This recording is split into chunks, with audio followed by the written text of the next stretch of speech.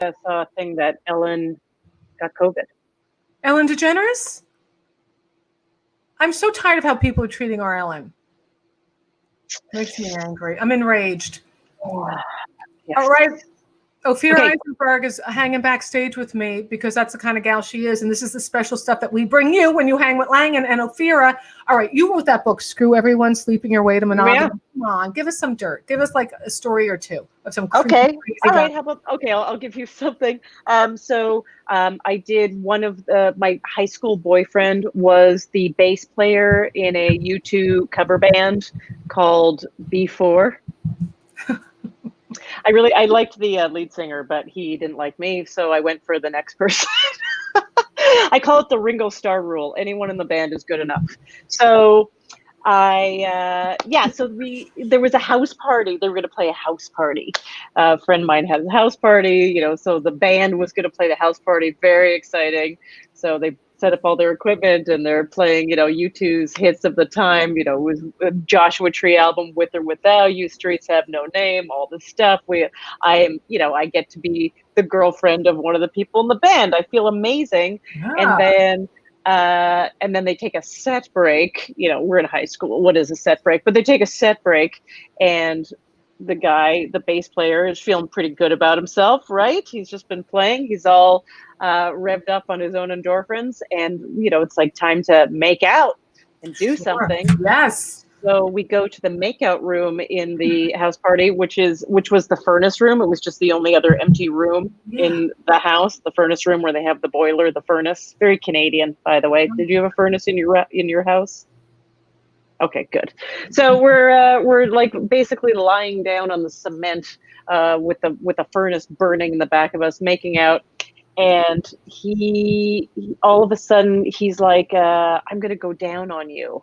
And I was like, yes. I had never done this before. I heard it was amazing. I was like, this is gonna be one of the best things of my life. I can't wait. And so he helps like me get out of my Le Chateau skirt and throws it into the furnace room and my jockey for her underwear and throws it into the back of the furnace room. Don't worry, there were no fires. Oh, okay. I thought your clothes got burned. All right. And he dove in between my legs and I laid back and I was like, here it is. I'm about to feel like utter ecstasy. And then what I felt was like, I guess kind of a light punching, I would say, or just like a lot of pressure. And then I felt some like wetness, and then I felt nothing. So I sat up, and there he was looking at me in the V, his head framed in the V of my thighs, and he had blood all over his face. And yeah, what you're thinking right now, Maureen, is not what happened. Okay, No, I just want to let you know. He banged his face so hard. He didn't know what he was doing. There was some combination. This is not right. If I had a period story, I would tell it. But what actually happened was that, yes, between the excitement and the dry furnace air and the fact that he didn't know what he was doing, so he didn't know what going down on a woman or a teenage girl was about. He was just jamming his face in between my legs at my crotch. He got a nosebleed. A really, really bad nosebleed, and it bled all over everything. Our clothes, like it was a bad nosebleed. Blood all over the clothes. We couldn't get it to stop. And then, he was like, we need some help. And I was like, no, because I couldn't find my underwear or my skirt because it was in the back of the furnace room. And so then he starts calling out to his friend, the lead singer of the band, the one that I had like the big crush on but couldn't get. And that guy slips into the furnace room and just looks at his friend, blood on his face, and looks at me, who is naked from only the waist down. And let me tell you, that is like being quadruply naked. That's like what? Like being quadruply naked. Like it's so naked. And a little blood on my thighs. And then he just looked down, and I was like, okay, I got to do something about this. Was this something that went all through the school? Did everybody? Well, That's what I was hoping. What ended up happening? Yeah, I mean, not hoping. That's what I was like trying to figure out what to do about it. I was like, oh my goodness, this is going to be the big story of all time. So they were just all quiet and stunned. And I was like, I have to say something. And what came out of me at that moment was, what, you've never seen this before?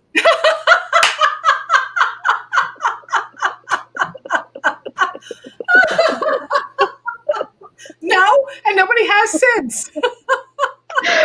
And like I was just shaming him, like, oh, this is what happens all the time when you hang out with Ophira Eisenberg. Okay, get used to it.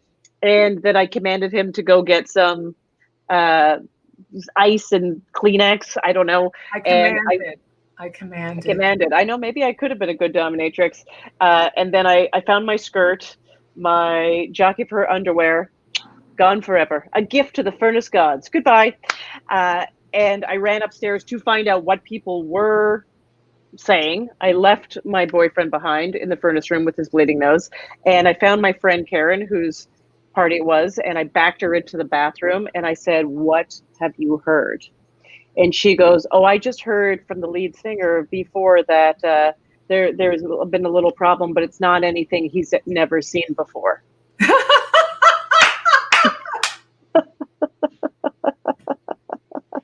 That's so great. Okay, and you know what's funny? When you told me it wasn't your period, I knew immediately. That didn't even enter my head because you're talking about. You're smart. I didn't even enter my head that it was your period. Isn't that funny? Yeah. Good. Thank you. Before I let you go, though, you said that maybe you would have been a good dominatrix because you commanded him. Just give me one dominatrix story, one little one. Of the dominatrix story. So I went to this. It was more like, it was like a dungeon, I guess. It was a dungeon that was in the 20s around 7th Avenue. And I didn't know what to expect. And I went, to enter, went through this like door that was at the far end of a parking lot that I never noticed before. And then all of a sudden you're like, that's a door. And then I went downstairs like 5 flights. Going down is a repeated theme with you. I'm always somehow traveling downward. And then walked in there. Women were free, which, by the way, when women are free at any bar, red flag. I'm just saying. That means women are free? What are you talking about? It was like $25 for men to go into this club, but women were free. Oh, to get in, women could go in. Women were free, like they could take you for free. The guys. Oh yeah, no. And so I walk into this place, and I'm like, here I am, like. It's Friday night, and I'm at one of the most premier S&M clubs in New York City, and the place was empty. Like it was pretty empty. There was like 5 kind of bored guys wandering around, looking kind of sad in leashes, and and I had my getup on. And I had no idea what I was doing, and I was way in over my head. I shouldn't have just walked in there. It was so green, and I didn't know what I was doing. But so I go. They had a bar that was called the Whips and Licks Cafe. So I went to the bar to order a drink, and they served no alcohol because this is a place all about sensation. So why would you buy something that might potentially numb that? Because I can't go through with this. That's why. Right. So I order a root beer, because I feel like that's close enough. Sure. And I'm drinking a root beer, and I look off, and I'm like, is this what I think I'm seeing? And there is a man on all fours wearing like just like a small pair of leather shorts, I guess, and some sort of harness around his chest. And he is crawling towards me on his hands and knees. And he basically bows at my feet and says, I am at your service, mistress, if you so wish. Wow.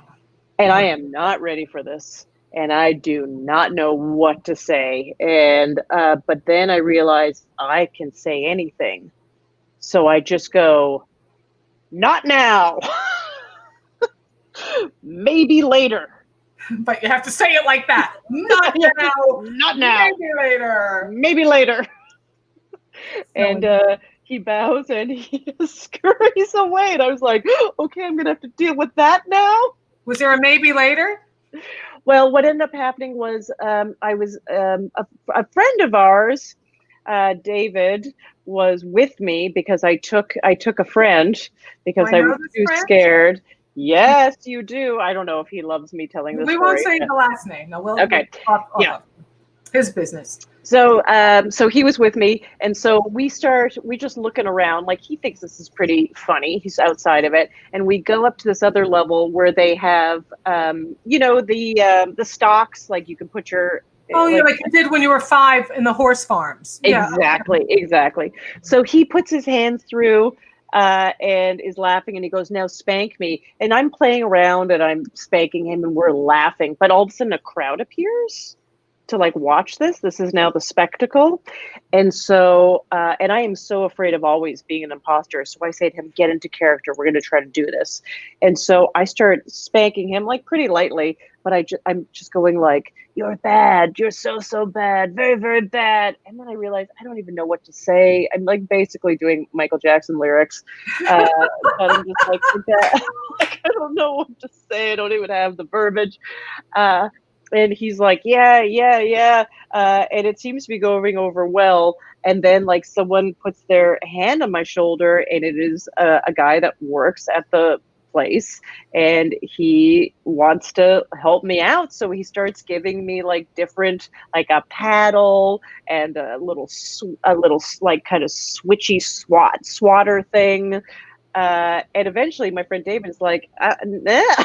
You're like, I don't want this. What were you using initially? What were you using? Just my hand. We're just joking around.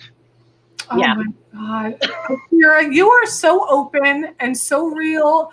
I could never tell these stories. I think I would never work again. You're working for public television and you've experimented with S&M, and I would never think that the train shall meet, but it does. Yeah, I did say sorry at one point, and that was the moment where everyone was like, "Oh," it was like a balloon deflated. Exactly. Oh my God! I think that was enough dirt to share. I love you, sweetheart. Thank you. Thank you. Such a pleasure. All right, you're the best. All right, I'll talk.